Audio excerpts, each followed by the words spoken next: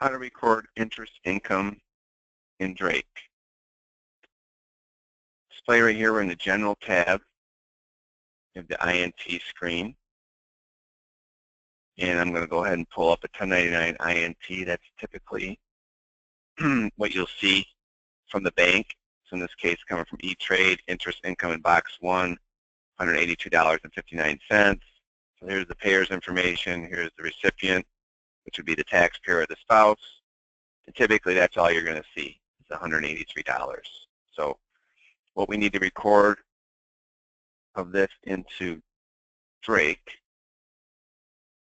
Now I'm going to pull up the actual Drake software. So again, I'm on the General tab. Right down here, I have the INT. So I can either left click on here or I can type INT and I'll go into the screen and I have the fields flagged that are most important, which are going to be taxpayer, spouse, or joint at the top. I'll say taxpayer. I don't have to worry about any of the other fields.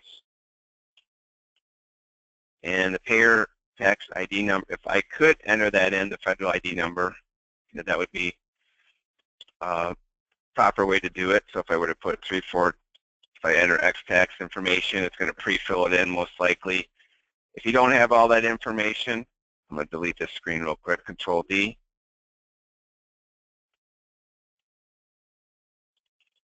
You could just go ahead and enter, the shortcut would be just entering the name of the bank, say it's LAFQ.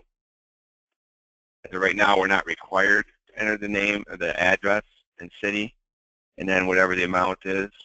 And again, I can, if I round, I can round it in my head, or if I enter the cents in, Drake will automatically round it for me. So it rounds it up to 254.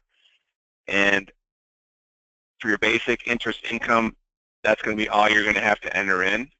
It's just the name of the bank, interest income amount, and whether it's taxpayer, spouse, or joint. And then when I view the return, I'll show you where it flows on the tax return.